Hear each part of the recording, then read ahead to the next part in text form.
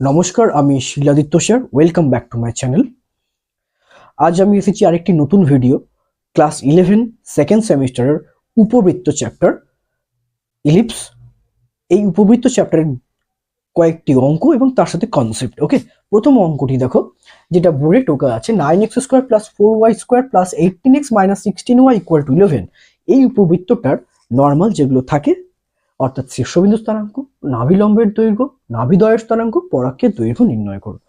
ওকে, তাহলে এইটাকে আগে আমরা কি করতে হবে, আমাকে উপবৃত্তের যে স্ট্যান্ডার্ড ফর্ম, সেই ফর্মে আগে এক্সপ্রেস করতে হবে, নাহলে কিন্তু আমরা অঙ্কটা করতে পারবো না। তো স্ট্যান্ডার্ড ফর্মটা আনার জন্য আমি একটু কি করব, 9x² + 4y² + 18x - 16y = 11। এটাকে দেখো, আমি এটা কাজ করছি। এই যে 9x² + 18x, এখান থেকে আমি 9টা কমন নিচ্ছি, তাহলে কি দাঁড়াবে x², এটা +2x হবে। তাহলে দেখো, এটা x² + 2ab ফর্মে যদি এখানটা লিখি ভাবি, তাহলে 2 × x × 1 আছে। তাহলে এখানে আমি কত রাখতে হবে, b² দ্যাট ইজ 1 রাখতে হবে। তবে এটা কিন্তু হয় a + b whole square formula আসছে, that is x² + 2 × x × 1 + 1²। Okay, তো সিমিলারলি আমরা এই 4y² - 16y থেকে +4টা যদি কমন নিই, দাঁড়াচ্ছে কি y² - 4y। তুমিও যদি এই জায়গাটা থেকে তুমি ভাবো যে যদি আমার যেহেতু এটা -2ab ফর্মে রাখো, তাহলে দাঁড়াচ্ছে কি a² - 2ab, যেখানে 2 × yটা হচ্ছে a, তাহলে bটা কত করতে হবে, তবে 4 হবে, 2 করতে হবে। তাহলে এখানে নিশ্চয়ই b² রাখতে হবে, b² মানে 2², তার মানে এটা 4 রাখতে হবে। ওকে, তাহলে তুমি দেখো এখান থেকে +9, 9 × 1 9, আর এখান থেকে 4 × 4 16। এই 9 + 16টা তুমি ইকুয়ালের এদিকে জোর করে এনেছো, তাহলে তুমি ওদিকেও সেটাকে একটু লিখে দাও। তাহলে কত হচ্ছে 9 + 16, অর্থাৎ কত হচ্ছে 25। তাহলে এদিকেও 25 অ্যাড করেছি, এদিকেও 25 অ্যাড করেছি, দ্যাট ইজ ইকুয়াল টু, সাইনটাকে স্যাটিসফাই করবে, সিদ্ধ করবে। তাহলে এখান থেকে আমি কি পাচ্ছি, 9 × x + 1 হোল স্কয়ার, আর এখান থেকে পাচ্ছি 4 × y - 2 whole square equal to, আমার এখানে হচ্ছে 36। ওকে, তাহলে এখান থেকে তুমি কি করছো, বোথ সাইড তুমি 36 দিয়ে ডিভাইড করে দাও, তাহলে তুমি কি পাবে, x + 1 তার হোল স্কয়ার বাই এখানে 9 দিয়ে 36 দিয়ে ভাগ করছি যেহেতু বোথ সাইডে, তাহলে 9 দিয়ে 36 কেটে এখানে 4 হবে, আর এখানে হয়ে যাবে y - 2 তার হোল স্কয়ার বাই এখানে হয়ে যাচ্ছে 9 ইকুয়াল টু হচ্ছে 1, কারণ দুদিকে 36 দিয়ে ডিভাইড করেছি। এইটা আমরা একটা ফর্মে এসেছি, that is the general equation of ellipse. এই ইকুয়েশনটা থেকে আমরা কিন্তু কম্পেয়ার করে আমরা বলবো এই শীর্ষবিন্দু স্থানাঙ্ক, নাভিদ্বয়ের দৈর্ঘ্য, নাভিদ্বয়ের স্থানাঙ্ক, পরক্ষের দৈর্ঘ্য বার করব। তো দেখো এখানে 9 > 4, অর্থাৎ এখানে যেহেতু এটা এটা বড় হচ্ছে, তাহলে এটা a² দ্যাট ইজ b²।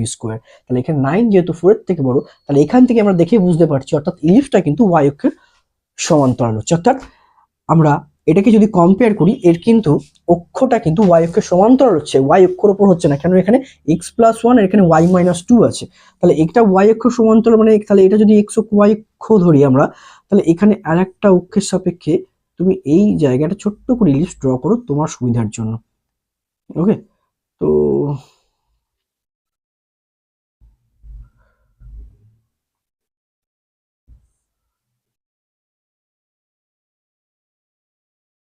ওকে, তাহলে এই পয়েন্টটাই হচ্ছে সেন্টার।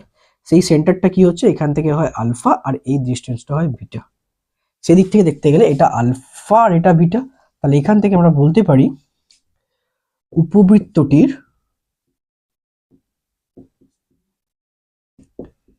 কেন্দ্রের স্থানাঙ্ক,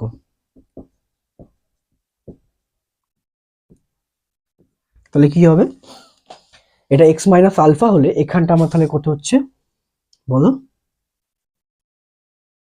-1, আর y - বিটা এখানটা আমরা 2, তাহলে এটা হচ্ছে আমার কেন্দ্রের স্থানাঙ্ক হচ্ছে। ঠিক আছে, তো তোমার চেয়েছে শীর্ষবিন্দু স্থানাঙ্ক, তাহলে শীর্ষবিন্দু স্থানাঙ্ক কি হয়,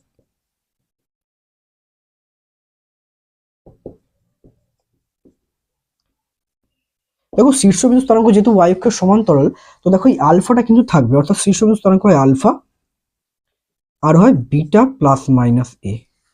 এটাই হচ্ছে কিন্তু y অক্ষ সমান্তরালে, এটাই হচ্ছে ফর্মুলা, আলফা বিটা, কারণ আলফাটা একই থাকবে, y অক্ষের সমান্তরালে কিন্তু আলফাটা থেকেই যাবে।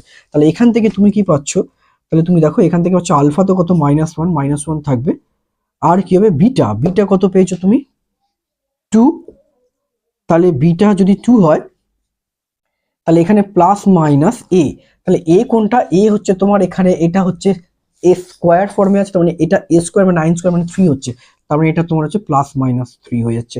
তাহলে এখান থেকে তুমি পেয়ে যাচ্ছ -1, একটা হচ্ছে 5, 2 + 3 করলে 5, অ্যান্ড আরেকটা হচ্ছে -1, 2 - 3 করলে -1 হচ্ছে।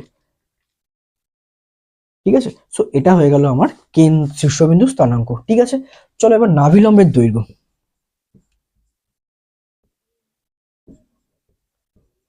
দেখো নাভিলম্বের দৈর্ঘ্য কিন্তু, এটা যেহেতু দৈর্ঘ্য তার মানে ডিস্টেন্স অ্যাকচুয়ালি তার লেন্থটা ফিক্সড, সেটা হয় ফর্মুলা হয় 2b²/a।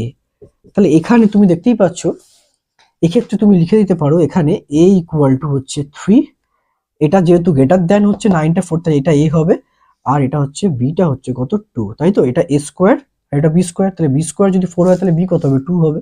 তাহলে এখানে তুমি পেয়ে যাচ্ছ তাহলে 2b², তাহলে 2b², তার মানে 2 into b² means that is 2² / a মানে 3, তার মানে কত হচ্ছে 8/3 একক। এটা হয়ে গেল আমার নাভিলম্বের দৈর্ঘ্য। এবার নাভিদ্বয়ের স্থানাঙ্ক। চলো নাভিদ্বয়ের স্থানাঙ্কের ফর্মুলা আমাকে জানতে হবে। যখন উপবৃত্তটা y অক্ষের, পরক্ষটা y অক্ষের সমান্তরাল, তাহলে সেক্ষেত্রে আমাকে নাভিদ্বয়ের স্থানাঙ্ক বার করতে হবে। নাভিদ্বয়ের স্থানাঙ্ক, তাহলে নাভিদ্বয়ের স্থানাঙ্ক কি হয়? দেখো যেহেতু এটা y অক্ষের সমান্তরাল পরক্ষটা, তাহলে সেক্ষেত্রে আমার কিন্তু আলফা, আর এটা হবে বিটা ± AE, অর্থাৎ ইসেন্ট্রিসিটি, অর্থাৎ আমাকে ইটা বার করতে হবে। ই বার করার ব্যাপারটা তোমাকে কিন্তু আগে বার করে নিতে হবে। তাহলে ইটাকে আমি যদি এখানে বার করি, তাহলে ই কি হয়? ই ইকুয়াল টু হয় √1 - b²/a²। তাহলে সেক্ষেত্রে আমি এখান থেকে পাচ্ছি 1 - b² মানে হচ্ছে কত? 4/9, তাহলে 4/9, তাহলে এটা কত হচ্ছে? √5/3। ওকে, তাহলে তোমার ইসেন্ট্রিসিটি কিন্তু হচ্ছে এখানটা √ যেটা হচ্ছে 5 আসছে, 5 আর √9 আসছে, তাহলে ইসেন্ট্রিসিটি আমার পেরিয়ে গেছে এটা। তাহলে এখানে তুমি বসিয়ে দাও, তাহলে এ হচ্ছে আলফা হচ্ছে কত? আলফা হচ্ছে -1। ওকে, সেই যে আলফা বিটা, আলফা হচ্ছে -1 আর এটা হচ্ছে বিটা, বিটা মানে হচ্ছে তোমার, বিটা হচ্ছে তোমার 2, তাহলে 2 ± a ইন্টু ই। তাহলে a এর ভ্যালু কত? a এর ভ্যালু আমরা এখানে পেয়েছি 3, তাহলে এখানে 3 ইন্টু প্লাস a ইন্টু ই বেরিয়ে গেছে আমার 5/√3, না √5/3। তাহলে এখান থেকে তুমি ছোট্ট করে লিখে দিতে পারো, তাহলে হচ্ছে কত? -1 প্লাস মাইনাস 2, আচ্ছা সরি, -1 2 প্লাস মাইনাস √5। ওকে, তাহলে এটা হয়ে গেল আবার নাভিদ্বয়ের স্থানাঙ্ক। দেখো এটা ফর্মুলা, এটা বেস ফর্মুলাটাকে তোমরা যদি একটা রাফলি ফিগার ড্র করে ফেলো, যখন পরক্ষটা হচ্ছে y অক্ষের সমান্তরাল, তখন তুমি খুব ইজিলি কিন্তু এগুলো বার করতে পারবে। ঠিক আছে, কারণ আমরা জানি যদি এটা তোমার যদি x অক্ষ আর y অক্ষই যদি তোমার পরক্ষর উপাক্ষ হতো, তাহলে সেক্ষেত্রে কিন্তু আমার কি হতো? তাহলে স্থানাঙ্ক, নাভিদ্বয় স্থানাঙ্ক কি হয়? 0 ± a। যেহেতু আলফা বিটা থেকে গেছে, তাহলে এটা আলফা হবে আর এটা হবে বিটা ± a। তো সেই দিক থেকে আমরা এটা পেয়ে যাচ্ছি। ওকে, এবার তোমাকে দিয়েছে কি? দিয়েছে পরাক্ষের দৈর্ঘ্য। পরাক্ষের দৈর্ঘ্য কি হয়? পরাক্ষের দৈর্ঘ্য তাহলে ফিক্সড, এটা কখনো তোমার আলফা বিটার উপর ডিপেন্ডেবল নয়। তাহলে পরাক্ষের দৈর্ঘ্য কি হয়? পরাক্ষের দৈর্ঘ্য হয়